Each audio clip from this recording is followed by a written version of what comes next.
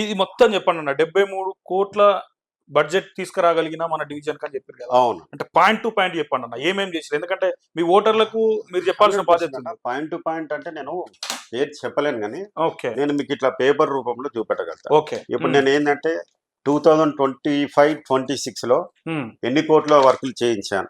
Okay. 5,49,00,000. Okay. ఇది 25-26 ఇది. Okay. 1 year. 1 year. Okay. ఇది 24-25. ఓకే. ఇది 10 కోట్ల పని. ఓకే. అంటే సంవత్సరానికి 10 కోట్లు ఖచ్చితంగా రాబట్టి. ఖచ్చితంగా. ఇది 23-24. 23-24 ఇది వచ్చేసి 9,92,00,000. ఓకే. సో ఇది అంటే ప్రతి సంవత్సరం 10 మేనేజ్ చేసారు ఖచ్చితంగా. ఎందుకంటే మేము పొద్దున్న లేసే ప్రజాక్షేత్రంలో ఉన్నాము.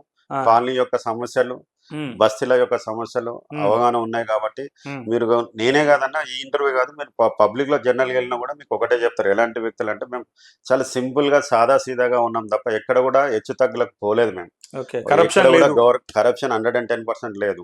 ప్లస్ ఎక్కడ కూడా నా డివిజన్ ఒక గరీబోడు చనిపోతే పోయి ఒక ఆర్థిక సాయం ఒక 10,000 ఇచ్చేవాడిని. ఒక మాన్యువల్ లేదు, ఇప్పటికి నడుస్తుంది. ఇప్పటికి కూడా నా వంతుగా నాతో అయ్యింది, నేను ఏం చేయాలో చేయగలుగుతున్నాను. ఇక మీ ఓటర్లకు తెలుసు, అది ఓటర్లకు తెలుసు నేను ఎలాంటి వ్యక్తిని అన్నది. సో ఇది 2022-23లో నేను తీసుకొచ్చింది 7,39,00,000. ఓకే.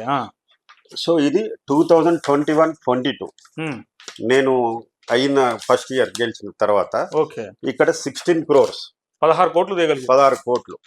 ఇవి కాకుండా ఇప్పుడు రిజర్వాయర్ ఒక 15 కోట్లు. ఓకే.